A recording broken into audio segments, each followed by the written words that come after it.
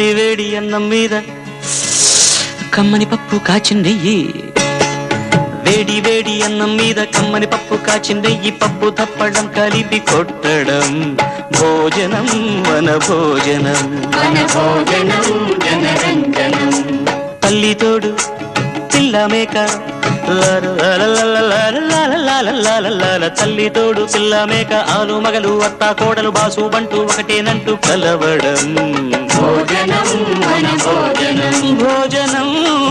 వన భోజనం.